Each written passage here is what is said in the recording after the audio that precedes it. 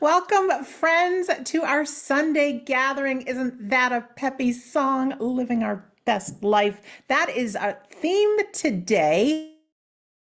And we're so grateful you're here. If Lane, author of the book We Don't Die, also I have two podcasts with now over 650 hours of episodes. I am a girl, yes, committed to giving great reasons to believe in the afterlife. But beneath that is really a foundation of helping people through grief and helping us all to have a powerful life while we're here. I am joined today by two amazing friends we have. So it'll be the three of us today, and we're going to give it all that we've got. We have usually around 100, 150-ish people that are gathering along with you for our Sunday gathering, even though we are all joined by some kind of a device or screen or phone or tablet, computer. We are a very real community filled with love. So I imagine the earth as it's spinning in all these beams of light. So good morning, good afternoon, good evening, wherever you are, we welcome you. Like I said, our theme today is living your best life. I'll give you an overview of who is doing what. We have the amazing Keshette, who will be doing our opening prayer, also being the first to give the address along with Tim, and she will join Tim in our demonstration of mediumship. Tim will be doing our closing prayer today and also the second half of the address and also the second half of our medium demonstration. I'll be doing the reading, guiding you into healing, a few little bits in between. And I think that's how it goes. If this is your first time here or you've been with us before, welcome.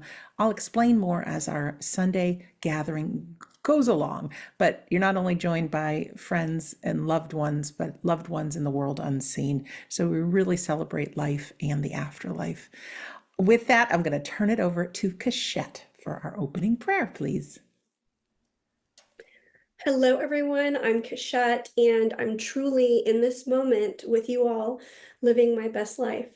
So as we step into prayer, I ask you do whatever feels comfortable, bow your head, close your eyes, however you feel open. Divine Creator, as we step into this space as a whole community, as we step into this space united, as we step into this space with open hearts and open minds, we ask that you continue to push us a little further to open ourselves to your love, to gratitude, to togetherness. Whatever may be for us today, we ask that we are open to receive that. And if something resonates that someone else has said, we ask that we receive that as well. We want to take a moment and send blessings to those that need it, to those that are in need of an extra hug, warmth, love, comfort, support. We want to send that out to them, whoever is in need. We want to thank you for this moment, for this opportunity that we have together as a family. And we just want to give our gratitude. Amen. Thank you so much, Keshette. Okay, for the reading. M.D. Eager said, "Find your purpose daily and live life to the fullest and never give up." And here are some words from author Sherry Thomas. I recently watched the Pixar movie Soul. There are so many different takeaways one could have from watching this movie. I'm only going to mention a snippet in case anyone wants to watch it too. One's purpose or spark were running themes throughout the movie. What does either mean specifically? How does one find their purpose or their spark? We each get to decide that for ourselves. One character in the movie felt like a loser. She didn't think she had a spark or purpose existed in her. She only heard thoughts and saw images in her head of all the ways she had failed or never had become anything, because those were the words she heard from others. Sadly, that's what she came to believe about herself. For a time, she became a lost soul, wandering in darkness and despondency, culminating in ferocious anger. However, a different movie character recognized something special in her. This so-called purposeless loser demonstrated how much purpose her life really had by the way she lived her life every single day.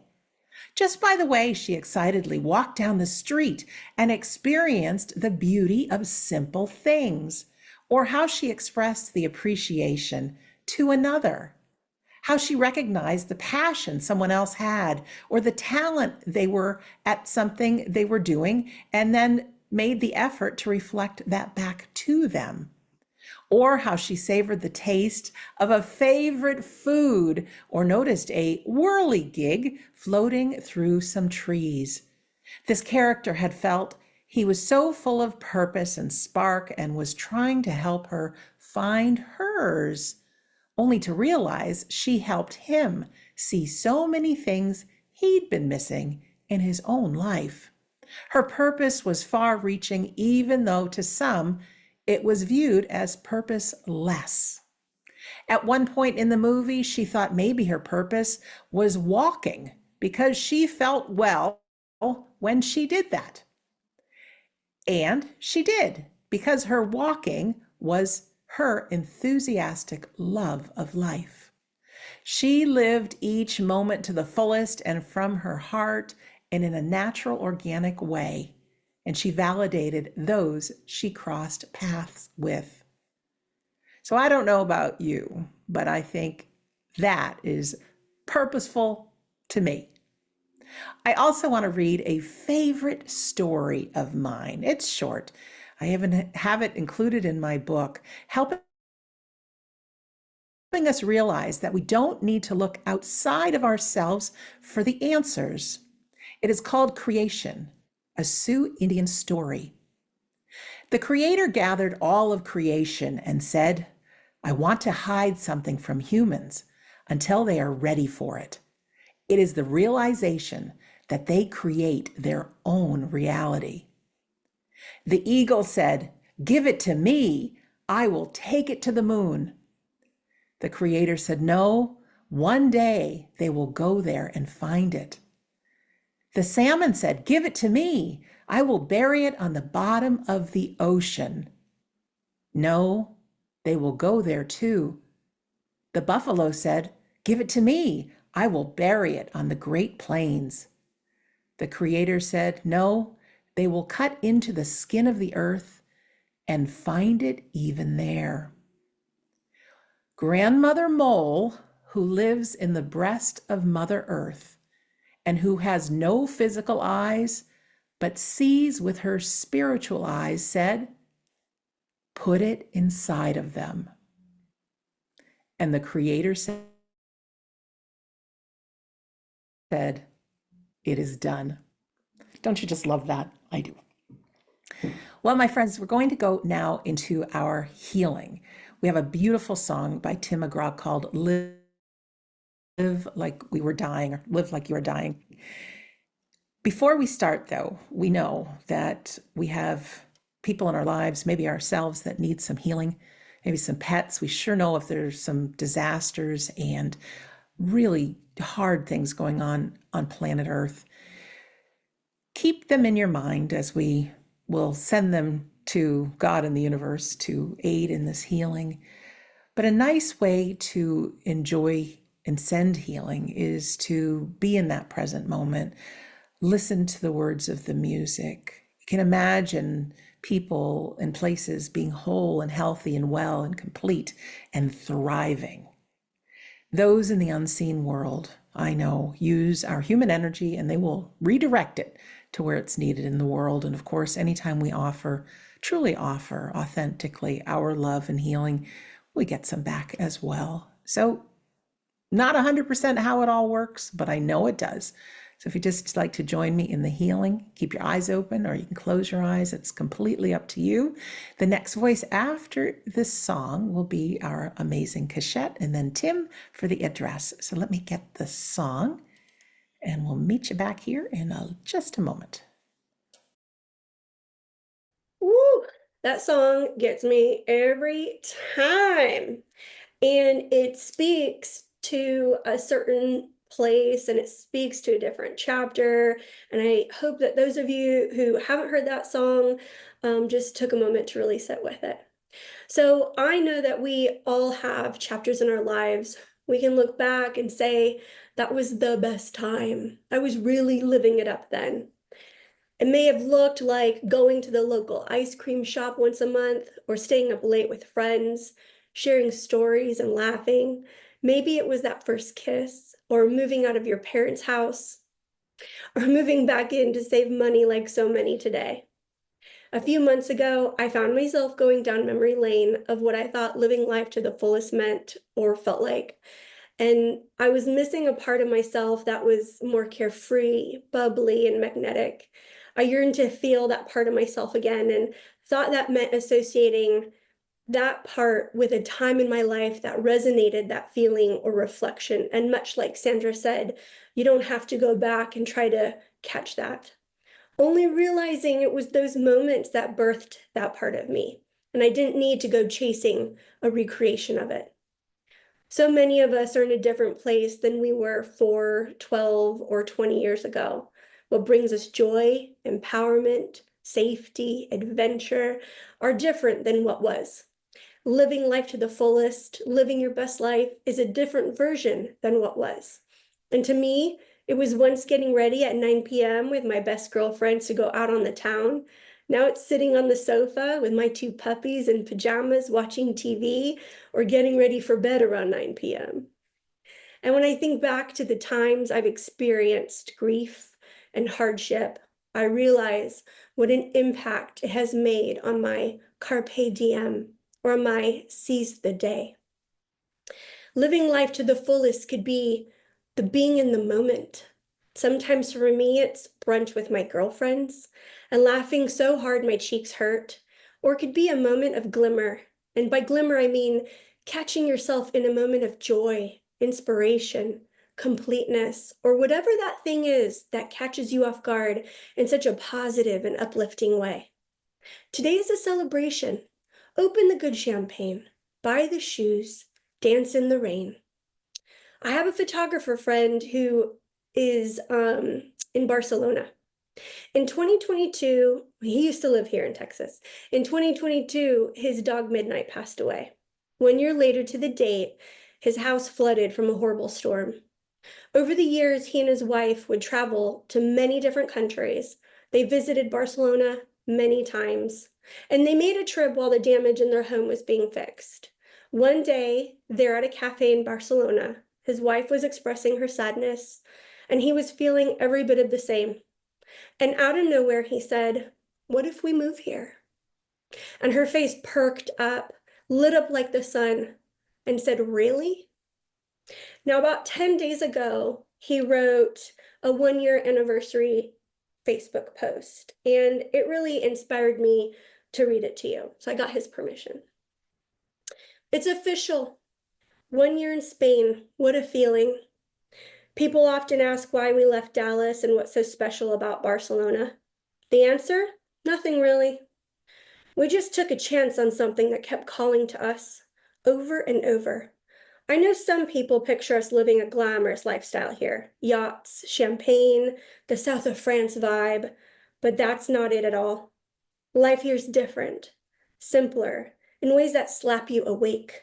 Those everyday luxuries we took for granted back in the States, gone. I wash every dish, pot, and pan by hand after each meal. Laundry's done in the machine, then strung up on a line to dry under the Mediterranean sun. Air conditioning? Ha! A luxury few here have. And you know what? I love it. The neighborhood comes alive in a different way at night. Lines of laundry hanging from the balconies sway in the breeze like they're performing some kind of dance. While dogs bark and neighbors shout out to each other from their windows. There's a rhythm to it, a gritty, real-life soundtrack that somehow feels more authentic than anything I left behind. Each morning, I nod to the guy, I've named him Smokey, across the street who's smoking his last cigarette after a long night shift, just as I'm making my first cup of coffee. There's something peaceful in that shared routine, a silent nod to each other's existence. I found a calm here, a peace I didn't realize I was missing. Strip away all the things that we convenience ourselves and think that are important. Shiny toys, big houses, expensive dinners, and what's left are the people.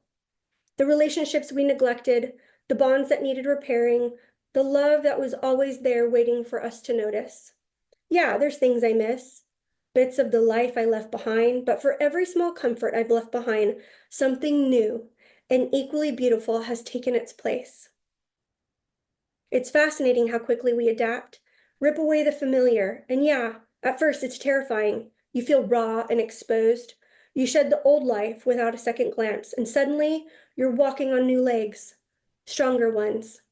So here we are now, still standing, still figuring it out, but stronger for it, hopeful and excited for what comes next. This isn't me telling you to move to Barcelona or run away to some distant shore. It's me telling you to take the leap. Chase the dream, the one that seems too big to reach, because it's a lot closer than you think. So that's Matt's and his wife's version of living life to the fullest in this chapter of their life. Just recently, Matt's dad passed away.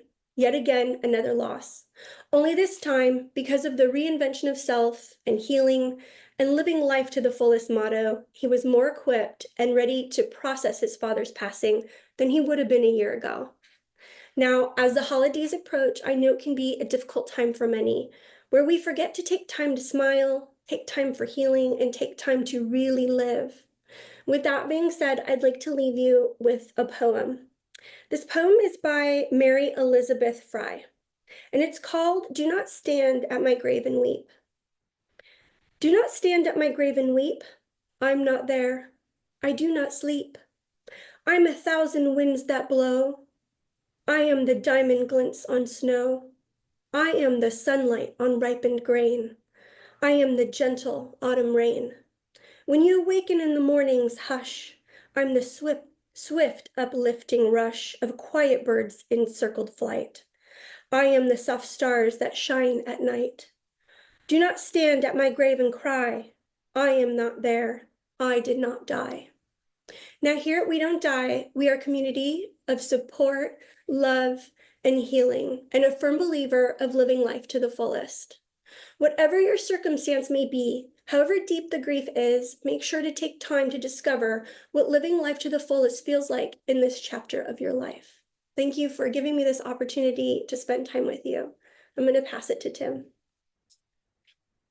That was great, Keshette. Wow, a lot of inspiring words in there as well, and to touch upon some of the things that you talked about as well, about how living life to the fullest really is a combination of self and others.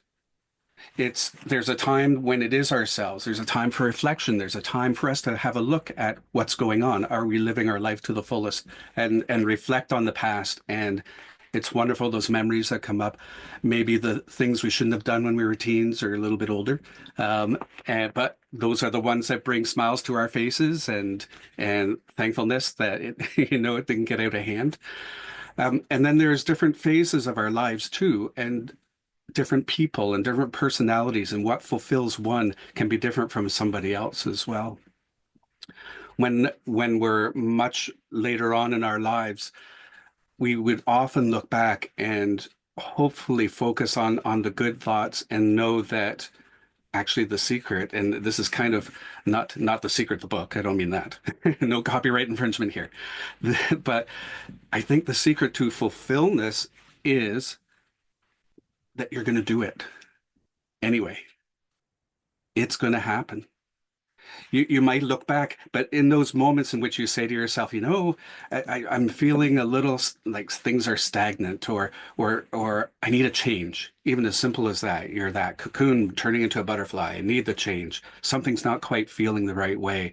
It's your curiosity that's going to get you to start looking at new things, uncovering some new interests, maybe reaching out to new people you haven't done before, or some old friends you haven't seen for a while.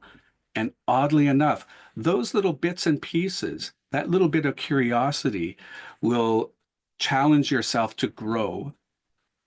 And you'll start to realize, I'm enjoying this new thing. or I am rediscovering something I've loved before. Music is often a big thing that we all love. We all love different kinds of music.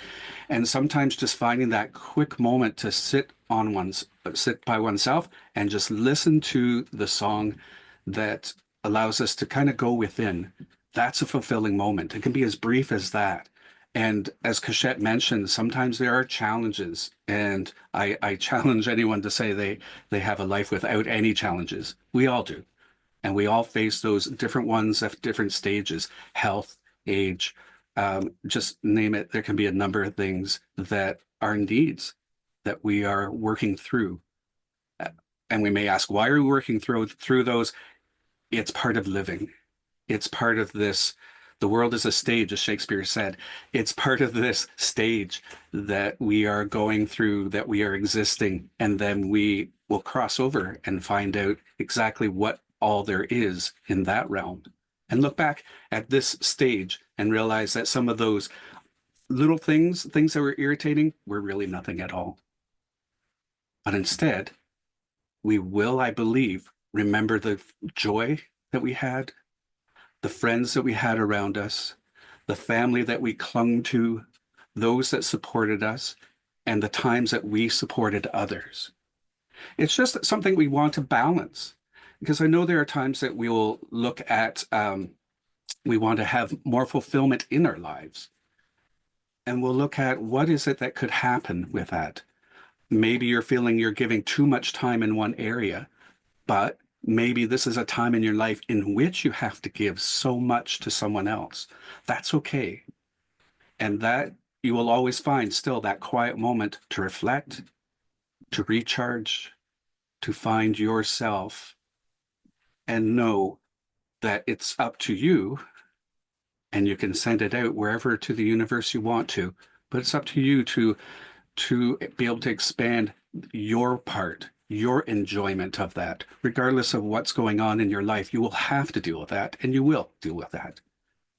And then you turn inward and say, what in this circumstance could I do to make things a little bit more interesting? There's that curiosity creeping in. What can I do to kind of add a bit of levity? Maybe it's a TV show, a movie, whatever it might be. It might be reflecting back and saying, I used to love doing this, and go ahead and try it again. Now, at certain ages, we won't be riding unicycles or bicycles down the main street, but we will find something that's similar to that. And maybe you'll have children and grandchildren, and you'll see the light in their eyes. And that's the fulfillment that's coming into your life at that point. It is there. You don't necessarily have to go looking for it, but that itch that tells you, I want something to change, I need to find that little bit of something, it's not quite finding the right thing, that's where the curiosity comes in again. You will look and hopefully find something that will add a bit more of a spark. When we're in the moment, when we're enjoying the wonder that life has for us, that's great. Those are the memories that will make us fulfilled.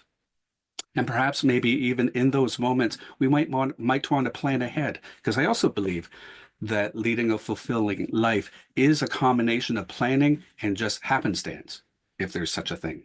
There's a lot of coincidence in life, we know that.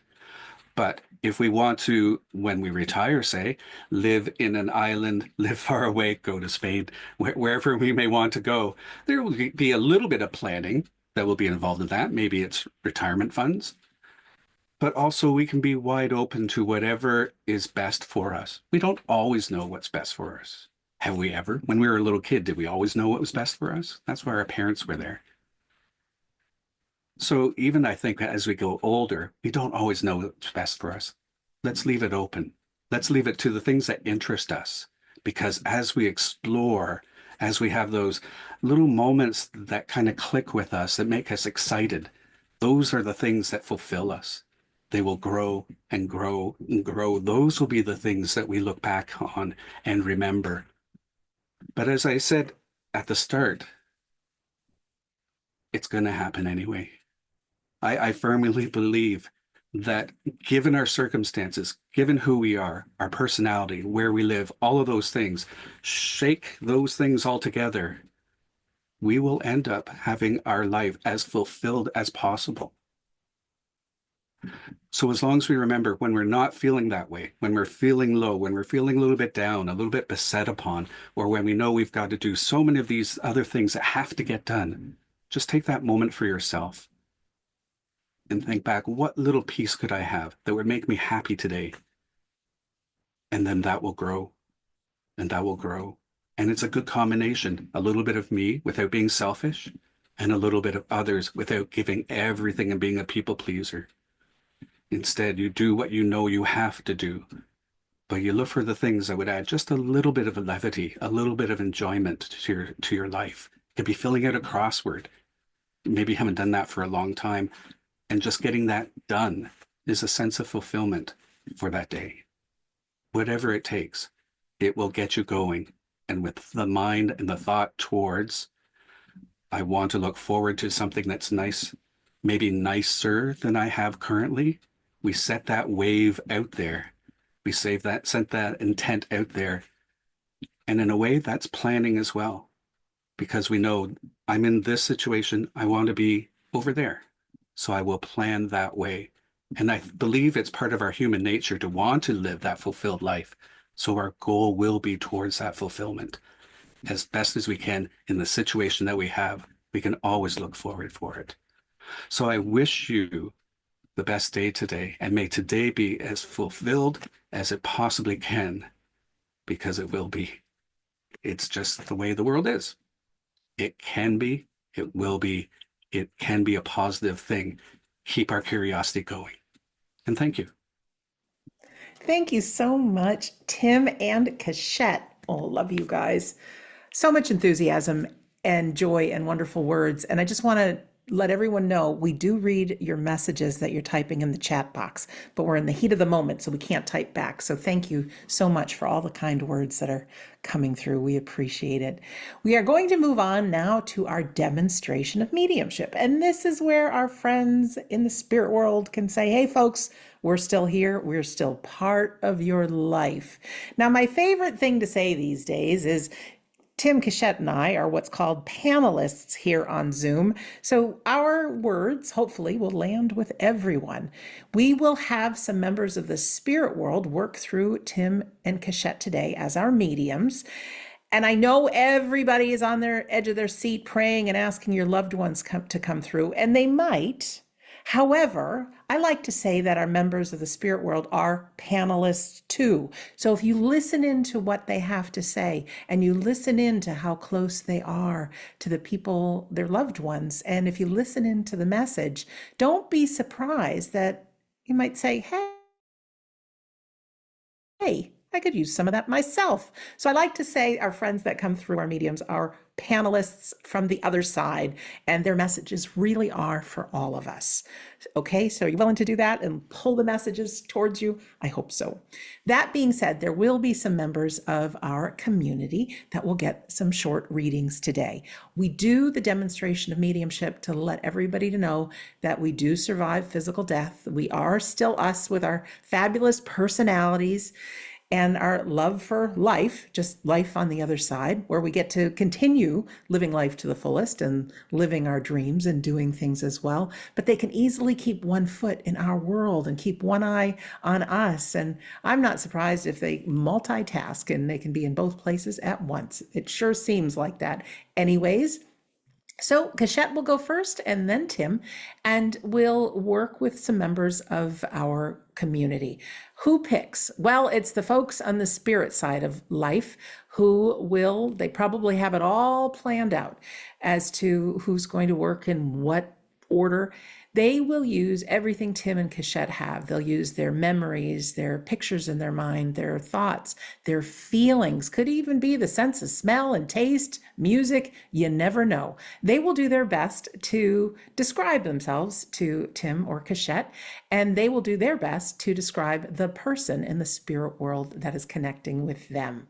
So you will hear Keshette go first. She will describe the spirit person that is connecting with her. So she'll describe that person. We want you to be on the edge of your seat, listening in. Is this person for you? Now, the person could be a loved one, could be a friend, could be somebody you worked with, could be somebody a little distant. You never know. Sometimes interesting things happen on our Sunday gathering. But really, listen in. The person who is being described no longer walks this earth. They physically died, but of course they still are alive. So when Tim or Keshette describe the person that is communicating with them, if you can understand all the information that, hey, I know that person's for me, we want you to press your raise hand button. Now, this is the time, look on your device, where is that raise hand button? Some people, if you're on a phone, you might have to press those three dots. If you're on a computer, it'll say raise hand, but go ahead and press it. You can press it up and down a couple of times just to see how it works on your side. Why this is important? Because, like I said, we often have, well, today we have over 150 people here with us.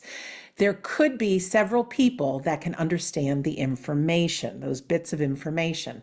So Tim or Keshette will continue to work so that ideally we are left with one person with their hand raised. So we do ask, with integrity, if you can understand all the information, then press your raise hand button. If there are more than one person with their hand raised, like I said, our medium will work. If something just doesn't feel right or doesn't sound right, you will press it. It should say lower hand at that point. All right, so that is the magic of how the technology works.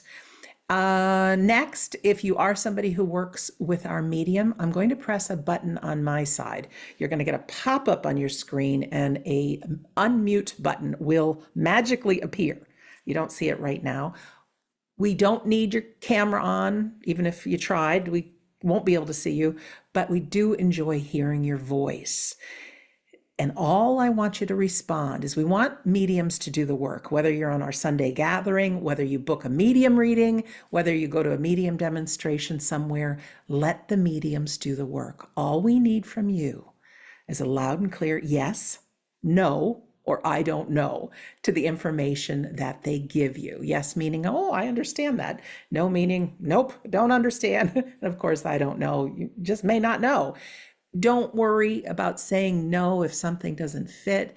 Our tutors, Carrie and Phil, teach no simply means new opportunity, right? New opportunity to look. What is the spirit person trying to say?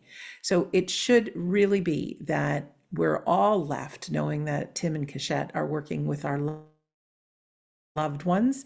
And if you volunteered the information, you're often left with, ooh, did my loved one come through or did I say all that stuff? So we want our mediums to do the work. We say yes, no, and I don't know. That's pretty much how it goes. That's it. That's the magic of it all.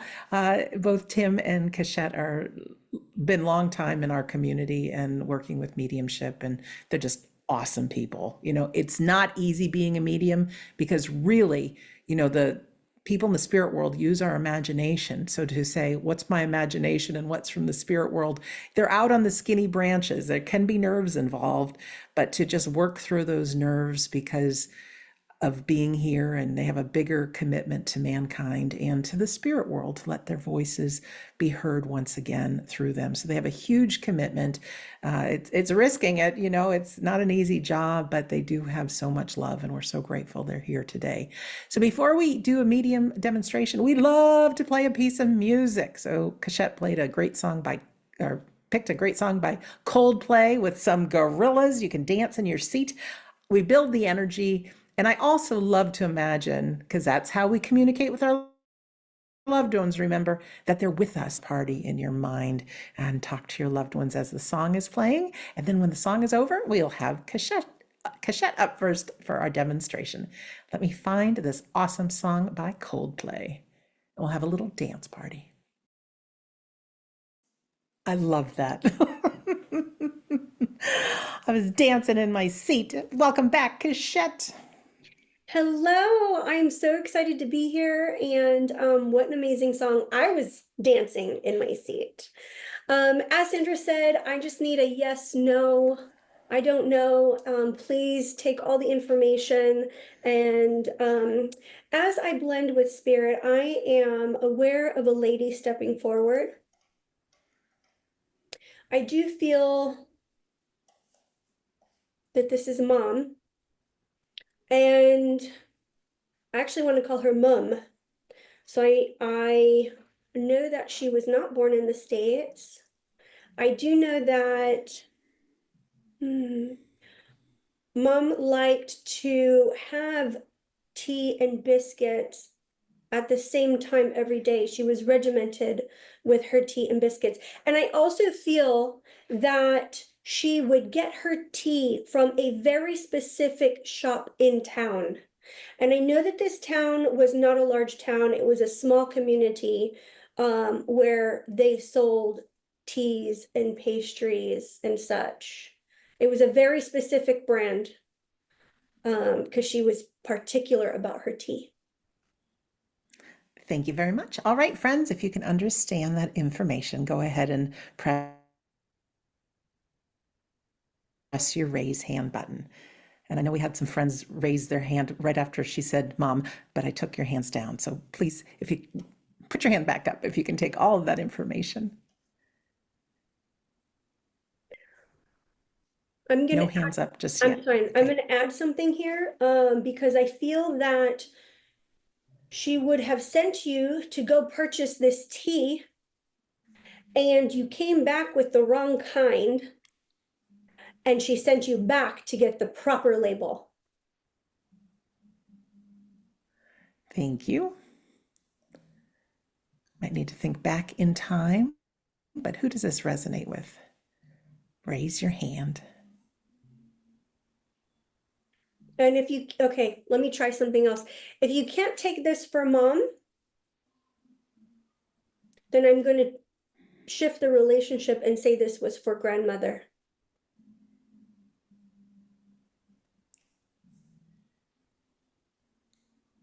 Thank you.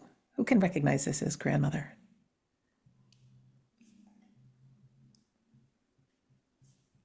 Keshette, no hands are up just yet. Okay.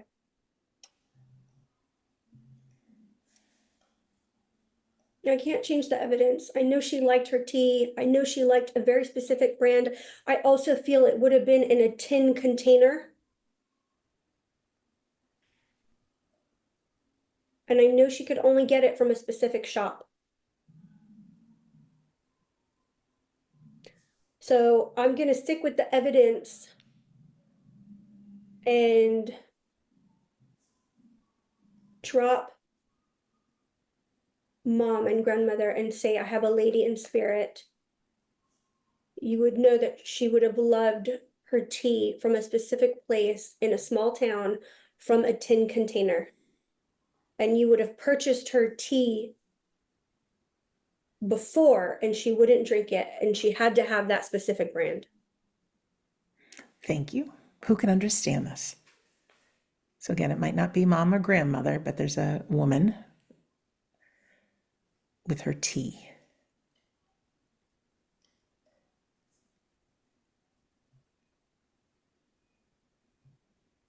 No one is raising their hand. Doesn't mean someone can't take it. Okay. Sometimes there's nerves and people aren't raising their hand, but right now, no hands up. Okay. I also know she would have had a biscuit with it. You don't have tea without your biscuits. I can't change that. Is there somebody with us who could take most of that information? That you're on the fence, should I, shouldn't I? If so, raise your hand, please.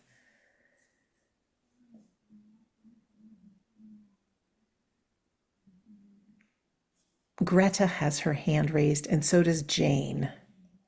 So. Okay. Can I hear both of you ladies speak for a moment? Just say hello. We'll have Jane first. You are muted. Hi, Jane. Hello, Keshette. Hello, everyone. Hi. And Greta, if you would press your unmute button. Hi, Greta. Hello. Hello, welcome. Thank you. Okay. Okay. So now I'm feeling, okay, I'm going to go back to, I want to say, maybe she wasn't your grandmother, but she was a grandmother. And she lived also to be a great grandmother. Jane, can you recognize that? No, that's not the relationship. Okay, how about you, Greta? It could be my mum, and she would never have a cup of tea without a biscuit, but not a specialist tea. Okay. Thank you. I also feel that she was always cold. She could have the fire going, a jacket on, a blanket over her lap, and she was always cold. Yes.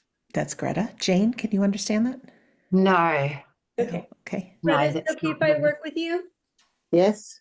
Okay. Thank you, Jane. And thank you, ladies, for your patience. So I know that she was always cold. And you can take this for mom? Yes. Okay. Okay, so I know she was always cold. I know the fire would, even I know that she would have a fire going in the summertime. Yes, sometimes. Okay. And at times, you know that she would even wear double socks. No. No, okay. But I do feel that she liked to wear a thick sock. Yes. Okay. And I'm just getting this impression that she was always layering. And when you would visit her, sometimes you would be sweating from how hot it was in the house. Yes. Okay. I also know that your mom never minced words. She always spoke very directly. Yes. And I also feel that when people would try to correct her in understanding what she meant, she would be very direct and say, no, I said what I said. This is what I meant. Yes.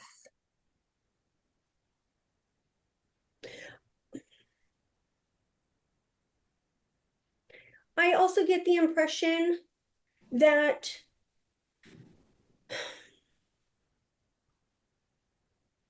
she didn't always know how to show her love in a warm, loving way. Yes. That at times she could be a bit standoffish or cold.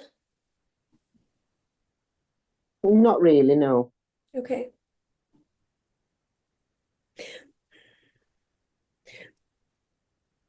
But I do feel that when you were younger, you didn't always hear the words, I love you. Yes. I do feel as she got older, she said them a little more often than she would have. Not really, no. Okay. I'm getting this impression that there would be times where you would have heard her express that she was showing her love, although from your perspective, it was still the same distance you were always met with. Yes. Yes, I can take that. Okay.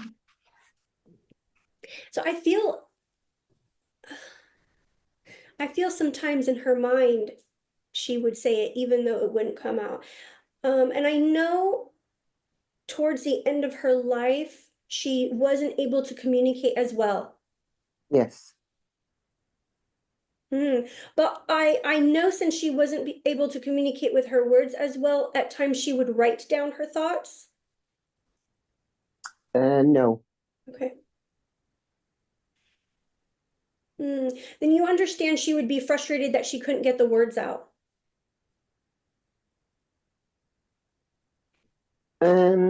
Not sure. Okay, that's fair. She is giving me the impression that towards the end of her life, you were extremely patient with her. Yes. More patient than you would have been in the past. Yes. Because you knew that she was struggling with her health. Yes. And you knew that she was just plain out frustrated that she wasn't as independent and as communicative as she normally would be. Yes. And so I do have a message of thank you. Thank you for being there for me. Thank you for being patient with me. Thank you for putting up with your stubborn old mom. And I also feel that at times when you're having a cup of tea and biscuits, you think of her. Yes. Okay. And so she is making me aware that, and she wants you to know that she is there with you when you're having your cup of tea and biscuit, and she is Lovely. Thank for you. love. Thank you so much. Thank you very much. Thank you.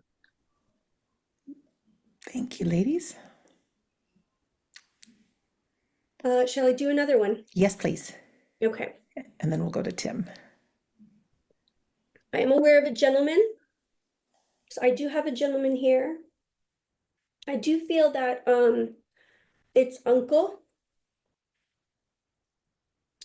And I do feel that uncle was a bookkeeper. I know that he loved numbers. He had a brilliant mind for numbers.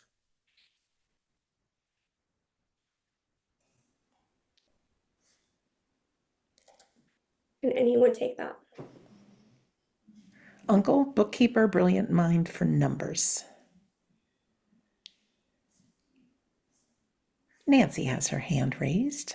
Thank you, Nancy. If you could unmute yourself, Nancy. Hi, Nancy. Hi. Hi. Could be my Uncle Jim. Okay, thank you, Nancy. I'm going to work with you for a moment and just see if we're on track. Okay. I also feel that you would be aware that Uncle had some OCDs. That is possible. Okay, because not only was he brilliant with numbers, he had a system where he had to do things a certain amount of times. I don't know specifically, but if I look at his patterns of behavior, I could say yes. Okay. Okay. I am being made aware that there are times when you would observe and be curious as to why he was doing something a certain way. True. Okay. Because I feel he even had an OCD when it came to placement of the silverware. It had to be aligned a certain way. That could be. Okay. I don't have specificity on that, no. Okay. So I'm going to check and see. Could be someone else. Yes, I'm gonna, this is interesting. I'm gonna drop uncle. I'm gonna stick with the evidence and see if anyone else can take this in spirit. A gentleman, bookkeeper, brilliant mind, amazing with numbers, has some OCDs. You would have witnessed him being very specific about the placement and alignment of silverware. Thank you, Keshette. Can someone else understand this information?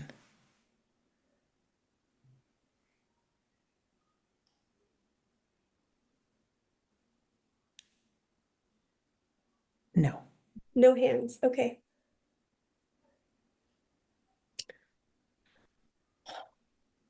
Can someone take this for husband? Because I feel that this gentleman would like to have his coffee cups facing a specific direction. When you open the cabinet, the handle had to be facing a specific direction to grab it.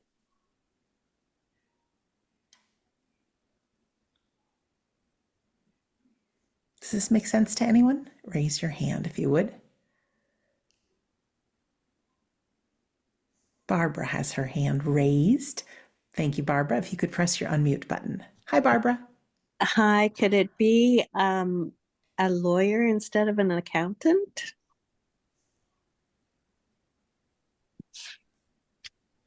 I'm gonna be honest with you.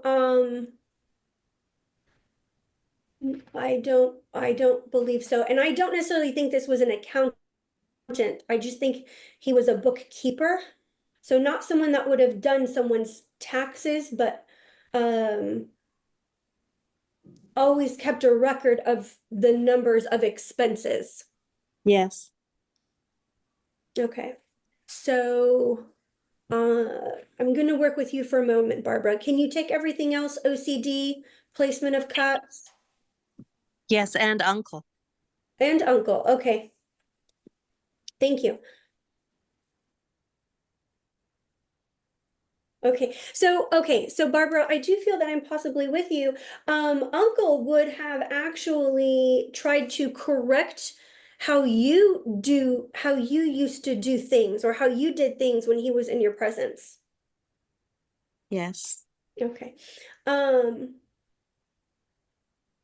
interestingly enough, I do feel that during his time,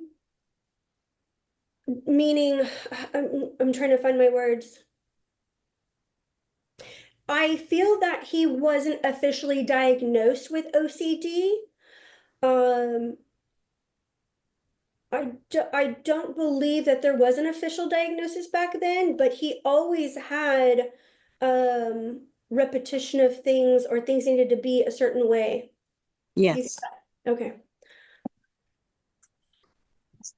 I also get the impression that he would be frustrated with you because you would ask him, why do I have to do it like this? This isn't how I want to do it. Yes. Okay. And there, I have to be honest, there's somewhat of an apology there. I do feel an apology there, because now that he's on the other side, there's a feeling of understanding. He didn't understand why he was doing things the way he was. And I know that he's impressing upon me that there were times that he would speak to you in an aggressive manner. Can you validate this? Only once. Okay.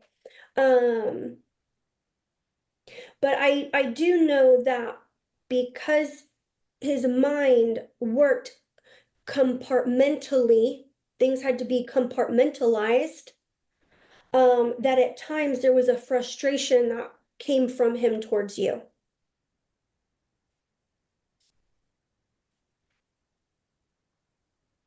Yes, Barbara? No? Uh, You can't recall? well, no, could it be just not me, but people in my family? It could be that, yeah, it could be. Yes. Because not me specifically. But I do know, I'm going to go back to the other evidence. There was a time when he tried to show you this is how something needs to be. Um, Hmm. One second.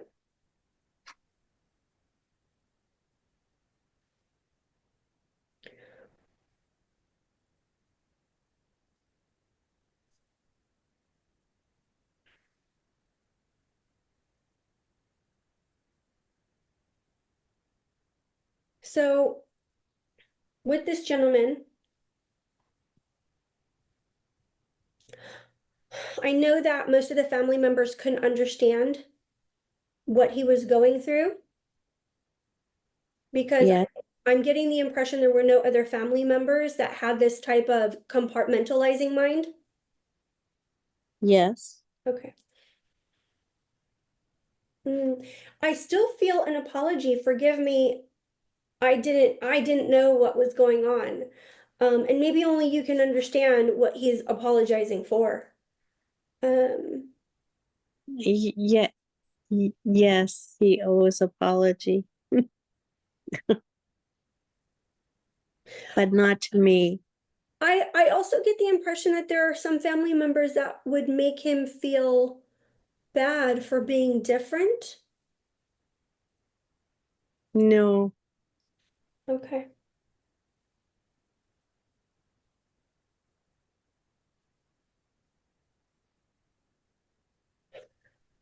Okay, I'm just gonna stick with, I know he's apologizing.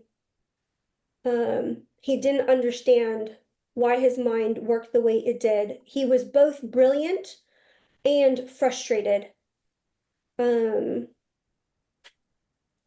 and so if the apology isn't meant for you, I hope you can pass it on to who it is meant for. Because there is a frustration that I feel coming from him for how he could be at times. I understand that. Yes. Thank you. Thank you so much. I appreciate it. Thank you. Thank you very much, Barbara. Keshette, thank you very, very much. And we'll pass it over to Tim. Thank you, Sandra. Thank you again for having me back. And it's wonderful to be following Keshette. It's wonderful to see mediumship at work and to give demonstration of life surviving life. We don't have to say life surviving death. So thank you, Keshette. So as the spirit world and I are connecting a little bit more, I do feel. Okay, I feel I have in spirit the name Grandma Rose. Those would have to go together. And I also feel that the recipient, our person in the audience here, would also have memories of when they were quite young, getting bushel apples by the bushel. So Grandma Rose in spirit, and as a young person, they would have remembered apples in bushels and purchasing those as a family. Thank you very much. All right, think back, friends. Who has these memories and can understand Grandma Rose? All right, we have Vanessa and Jeanette with their hands raised. Two Grandma Roses. Okay, a bouquet of roses. Okay, so as I go into this, I know that Grandma Rose was one who, in her optimal health, would roll up her sleeves and dive right into, and I feel it's cleaning up the house. The house would have been absolutely sparkling, and Grandma would have just dove right into it. Thank you. Vanessa and Jeanette, you still both have your hands raised. You can take that. Yes. Okay. So as I stayed there with Grandma, I know that Grandma would, with that cleaning, I feel a stronger sense of using vinegar, not bleach to do the cleaning, but natural vinegar to do it. And I feel that Grandma used not just vinegar, but a lot of the sort of old-fashioned ways of handling cleaning. And yes, I'll just say cleaning at this moment. Thank you. Ladies, can you understand that? I can smell the vinegar from here. All right, both hands are up. Do you want to hear their voices or not yet? Sure, that sounds great. Okay. All right, Vanessa, if you can press your unmute button and then, hi, Vanessa. We'll talk to you Hi. first. Can you hear me? Yes. Hi, Hi. Vanessa. And hello, Jeanette. Hello. Hello. Hi, Jeanette. Okay, I'm just going to stay there for one more second. Because I want to go back to the bushel apples.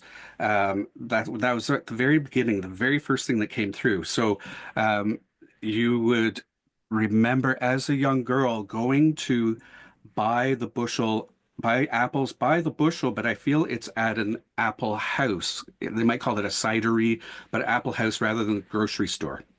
Does that make sense to both of you? Vanessa, you first. No. No. Jeanette? No. No. That's funny. We lost both of you with that one. Okay, that's absolutely fine.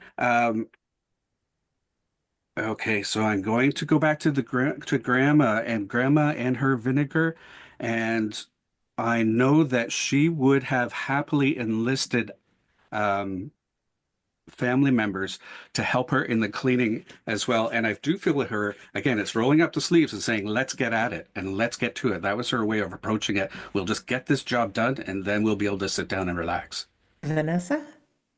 Yes. Yes. Jeanette? Yes. Okay. Yes. And I'm going to say specifically with yourself. Yes. Yes. Both. Okay. Yep. Good. Wonderful grandmas. Maybe this has happened before and both were coming in, but we'll see how this goes.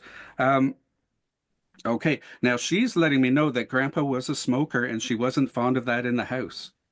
Vanessa?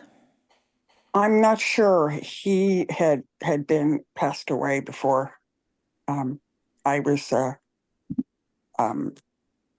Aware. born. Sorry. Okay. Jeanette, can you understand that? Yeah, everything but grandma. I have an Aunt Rose and I have my mother-in-law Rose. They're both in spirit.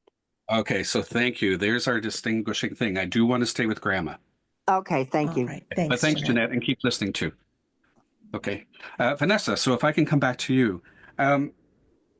As we were working through the cigarettes, I also have Grandma using vinegar to clear the air in the house. I'm not sure about that. Okay, It it's smelled like vinegar anyway. yeah, but if okay, then she may be giving instead the multiple uses of vinegar that she had in the house. Vinegar and baking soda. There must be memories of baking soda as well.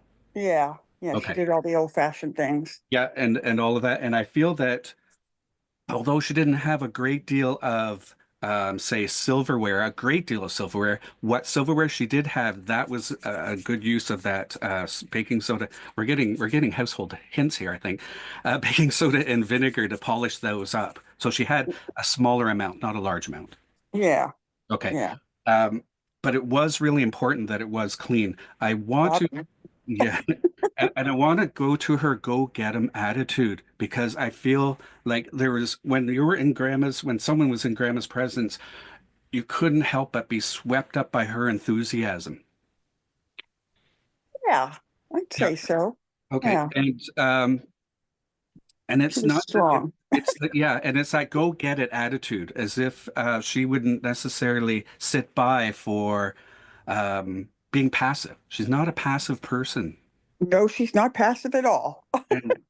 And now she is kind of drawing me closer to it's their later years that passivity that happened there was much to her chagrin. That in her later years she would have been quite health-wise. She would have Yeah, had to be more subdued. yeah, Yeah, and I can feel from her just how much that's against really what she wants to do. She wants to be out there and moving around. yeah, Um, yeah.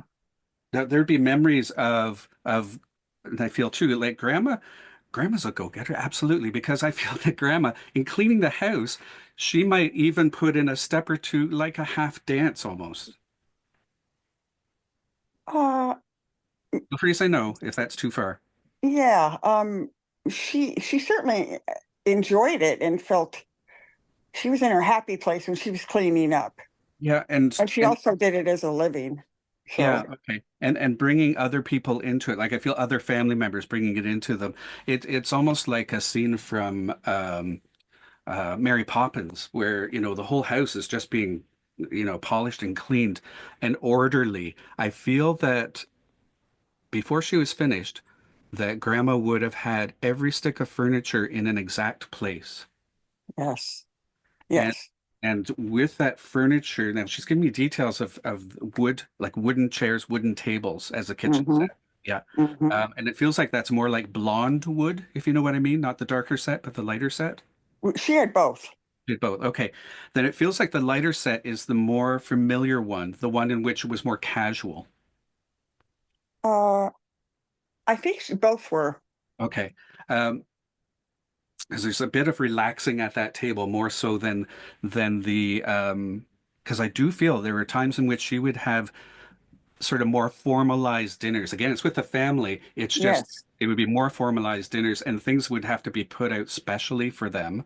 yes, And I feel that, and I think it's the era too, that there would have yeah. been a lot more napkins, a lot more, what would you call it? Tableware, a lot Hmm. more coverings than necessary. Absolutely more than necessary. Yeah, And I feel those would have been ironed crisp as well, not they a would be. right. Yeah. Yep.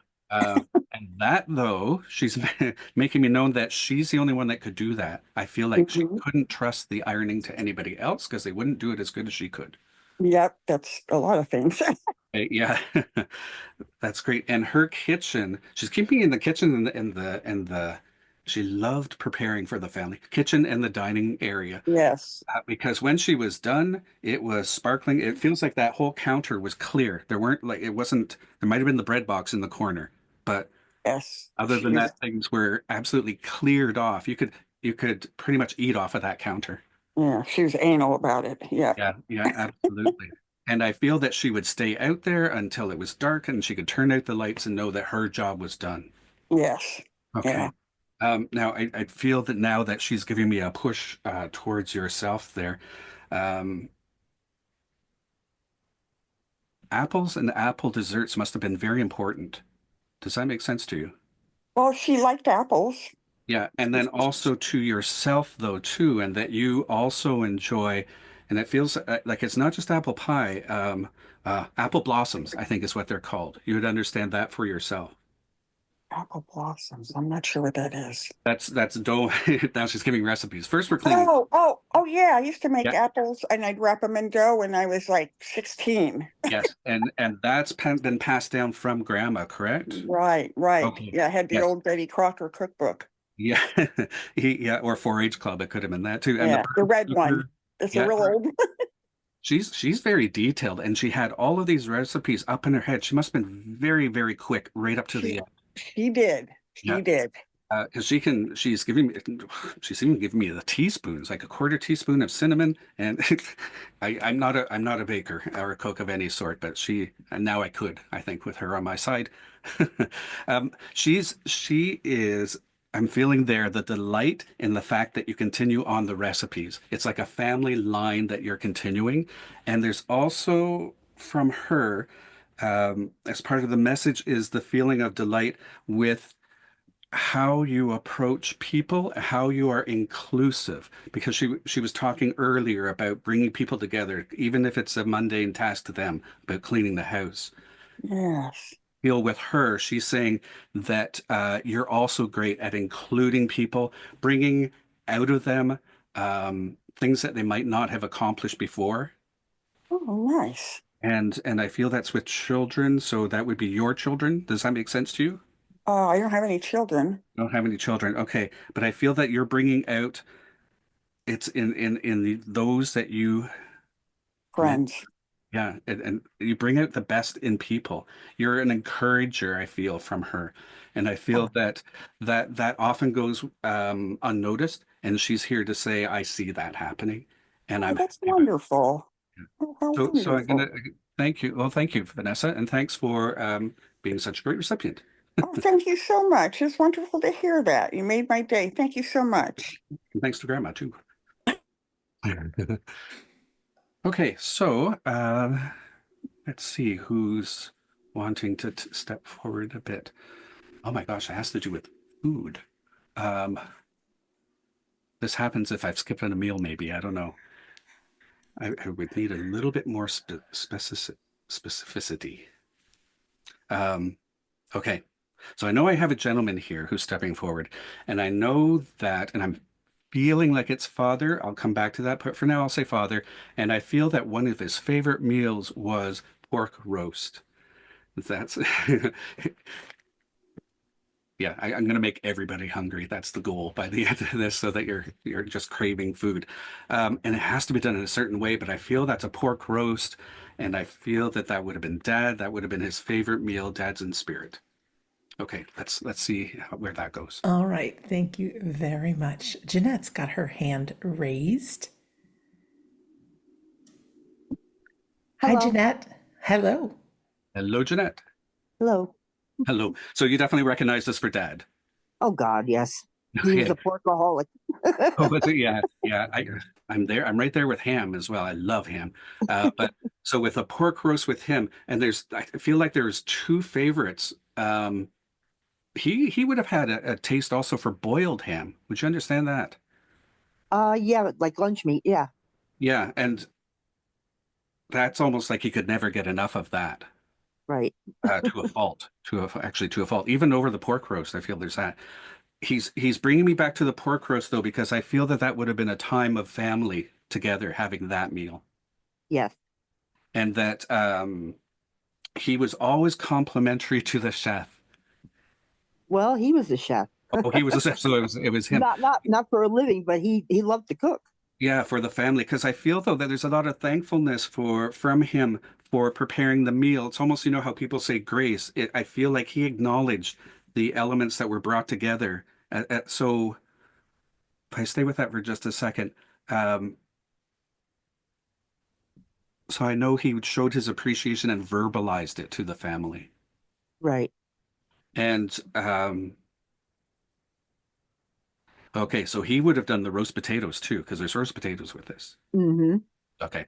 I'm getting a lot of recipes. I wish I could copy this down. I'll watch the replay for what's going on.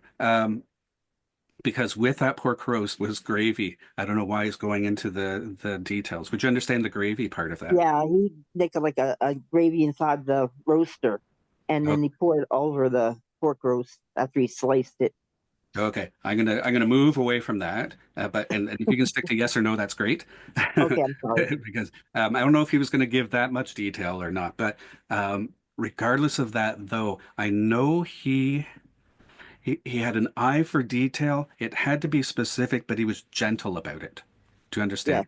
Okay. yeah, So the expectations, and I feel this was with his kids, that his expectations would be stated, would be cleared, but also clear, but would also be forgiven if missed.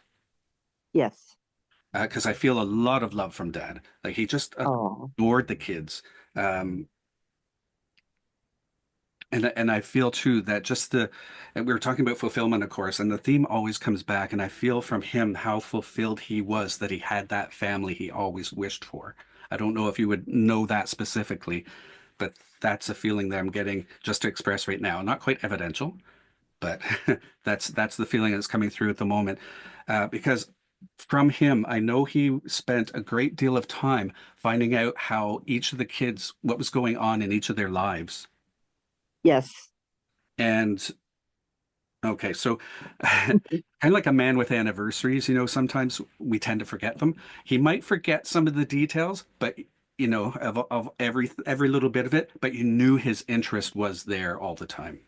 yes.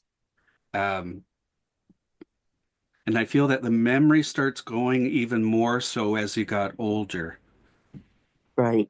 You Yes, understand? Yeah. Yeah, yes. because I do feel sometimes, and I know this happens a fair bit, but people getting the names mixed up in the family, saying the wrong name Oh, first and then yeah. coming to the right one. Yeah, yeah. When he yelled at us, he called me my sister's name so many times, it was ridiculous. Oh, yeah. And I feel sometimes you would know he would mix up even the genders. Not saying you're male or female, but mix up the gender names.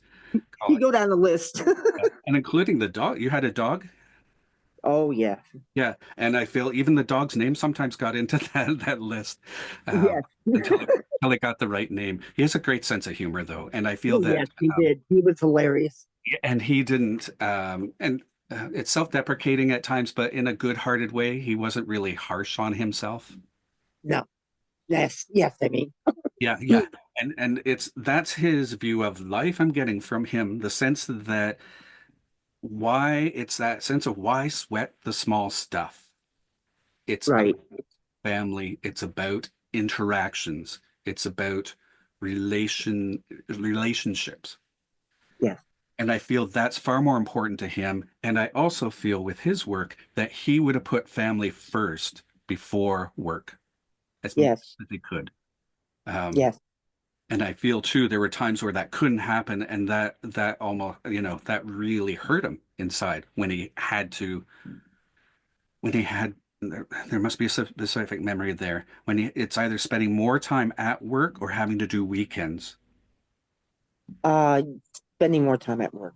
Yeah, and that in a sense was really it. Yeah, yeah, and the family would know that he was expressive. This is a really nice gentleman because he's really expressive in his emotions, and I feel that's how he related to people. He wouldn't keep it pinned up. He would let people know how he felt. Yes, But there was always, and I'm going to say always, I try to avoid that, but always with the kindness. So even if it was done hard by, he would look at it from another angle. He'd be willing to be forgiving and take that route rather than harbor a resentment. yes, And I feel he's bringing through. There are definite times, and he's letting me know that you would be aware of these as well. There are times in which he had opposition like that and really could have gone to town being negative. He took the high road. yes. Um, and I feel these are family situations and against him specifically. Um, okay. Now he's trying to understand this a little bit here because he's bringing through finance. Um, and I think he's moving now towards you as part of the message there, in that working through some financial issues, the sun's starting to shine on that. Does that make sense to you? Yeah, right now it does. So he's aware, he's letting you know he's aware that this has been going on. Of course, he'd be your cheerleader from the other side. He was in life, so he would be on from the other side as well. He sees that happening. He's supporting that. Um, he's also highlighting for you that I'm careful how I word this. Occasionally, you'll get an idea out of nowhere. Just something comes to you. You know, you're faced with something. You're trying to solve something. You're trying to work it out, and you just get kind of get that spark of intuition. Do you understand what I Yeah. mean? And he's laying credit for that for on himself. He's saying he's in there, and he will support you as far as he possibly can in that.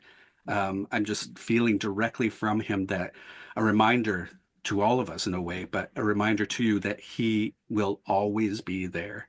And that reunion is just down the road. There's no hurry, but it's just down the road, and he is waiting. And he'll be so happy when that happens again. And as he did that, the smell of pork roast came in again. And so he's preparing the meal, just as he always did in life, for that big reunion. Yeah. So thank you, Jeanette. Thank you for working. Thank you. And I thank your dad for coming through. Thank you. You're welcome. And thank you, Sandra. Oh, thank you very much. Ladies and gentlemen, would you mind pressing your raise hand button just as a thank you to both Tim and Keshette? They were out on those skinny branches doing the medium demonstration, and their words were so wonderful for the address. Thank you to both of you. Really appreciate your words and being here for humanity and for the spirit world. So grateful to be sharing the Sunday gathering with you. And for our friends that didn't receive communication, I hope you can see from this how close our loved ones really are. They have their same personality. They do. Clearly making some apples and pork roast and good things on the other side. And if there is an apology to be said, you know, I believe wholeheartedly that the one thing that doesn't go with us to the afterlife is the nasty ego, you know, that inner critic that never shuts up. Boy, as human beings, that thing runs our lives. And so they get to see a bigger perspective. So if there's some forgiveness, please take that for yourself if there's some needed there. They communicate in such gentle ways. It could be planting seeds of thoughts and memories and ideas that just come out of nowhere. Keep talking to them. They're very much alive. You will see them again. I promise you that. Grief is the hardest part of our journey as humans, and we are here for you. If you don't yet have a copy of my book, you can have one for free, a PDF, just at the bottom of the homepage at wedon'tdie.com. Just put in your name and your email address. It says you get the first few chapters. It's the entire book. It's everything. And also chapter 10 is about grief and things we can do to move through the process and make you feel better and many things about it. So I just want to run through some things that are coming up with you. And then I've got some inspirational words of my own about living life to the fullest. I've got a great video at the end from a kid giving us a pep talk. And then we'll also have the closing prayer from Tim. But coming up, first of all, our tutors, Carrie and Phil, they have traveled to the United States. They are in New Jersey. So if you want to take a class in mediumship and you're spontaneous, you can meet them in New Jersey tomorrow. Their website is mymediumship.com. For students of Scott Milligan's, our Monday class, he is away in the Netherlands, so we do not have class tomorrow. All right. There's some great classes coming up, though, the first week in November. Beginning on the Monday, that first week, is Trance in the Altered States with Scott and myself. It's an opportunity to learn to close or slow down the mind and blend with the love from our guides and inspirers and our loved ones. On Wednesday, we have a brand new class called Exploring Color and Automatic Writing. So you get to do bring your crayons and paper and things and work with color and your psychic sense. And then also automatic writing is quieting that mind and bringing through writing from loved ones, from your guides, and also from your soul.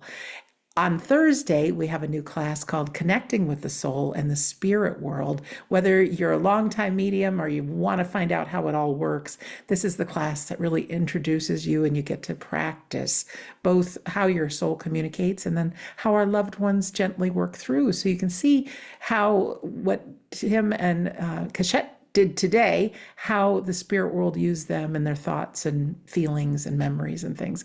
Really great things coming up. Everything can be found at wedon'tdie.com. Also, registration for our next Sunday gathering. I have Laura and Shirley Ann that will be with me for that on the 31st of October. Our friends Kath and Mitch Shirley do a free grief cafe. It's 90 minutes. They're both mediums and they're also advanced grief recovery specialists. And you learn about grief. It's a place to share. It is not recorded. Everything else we do, we record, but for your privacy, that is just a live event for you on Zoom. I also have 2 new podcast episodes on We Don't Die. Meet a nice lady named Mary and how she continues her communications with her son across the veil. And then on Shades of the Afterlife, we discuss the Day of the Dead that's coming up right after Halloween. And along with our theme today, contemplating death to live the life you want. So like Keshette told the story of a gentleman that moved to Spain, she and her husband moved to Mexico and they are living life to the fullest. I think you'll enjoy that. All at wedon'tdie.com.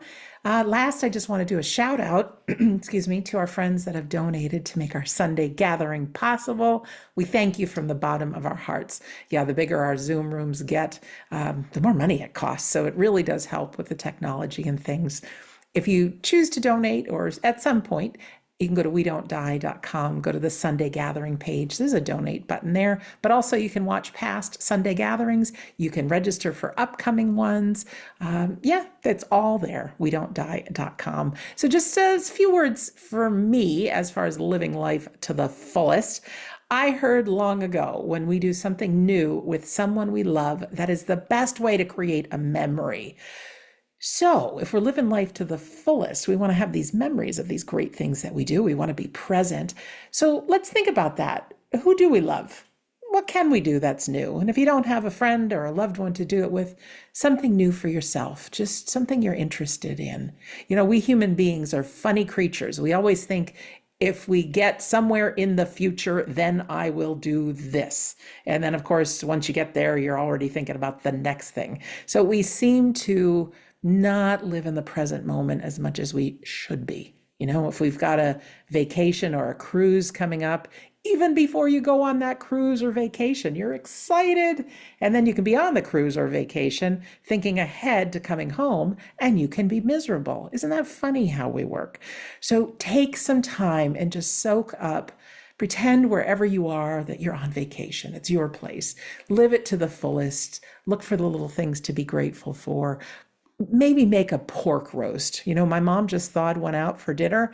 So I'm very excited. I've got apples, got the potatoes. That's what we're having, thanks to the spirit world. But make the most of what you have and just play full out. I always say play full out and get your money's worth out of life. We know that things will be different in the spirit world. They'll be incredible, but I also think there's things that only we can experience with our bodies to a certain extent. So just enjoy the sunrise, sunset, the chocolate or pork roast on your tongue, the sound of music, whatever it may be, a hug, the pet of a, petting a cat or dog's fur, whatever, but be in the present moment. So that's my words for the week. Now I'm going to take a deep breath and I'm going to pass it over to Tim for our closing prayer. Thanks, Sandra. Thanks for the deep breath, because I think that's something we can all do, is take that breath at some point during the day and relax. So we can do that now. If you're comfortable, feel free to close your eyes. And as we send our thoughts out there, we take that deep breath. And we want to say thank you that we could gather here amongst friends, amongst those who have common ideas, common needs, and hopefully have some thoughts that would help us to feel a little bit more centered, a little bit more fulfilled. And as we take that breath again, then we feel that we are just a little bit more complete. And we're very thankful that there are always opportunities, always. There's always something that can be done. And if we are ever in that moment in which we think it can't, that's when we reach out again to the universe or whoever you're comfortable with in order to ask for that little spark of inspiration. And we give thanks for our curiosity and our ability to seek fulfillment, and to look back at the wonderful successes and the lovely times that we've all had. And with this, we say thanks. Amen. Thank you so much, Tim. And thank you, Keshette. Thank you, everybody, wherever you're watching our Sunday gathering. And of course, our loved ones who are always by our side. As we go into our closing video, it is a pep talk from a kid. It brought a big smile to my face when I saw it, and I know it will to you also. He calls himself Kid President. Thank you all so much. Mwah. Go register for next week, wedon'tdie.com, while it's fresh on your mind. Have a great week, and we'll see you soon. Go live your life full out. Bye, everyone. Thanks again, Tim and Keshette.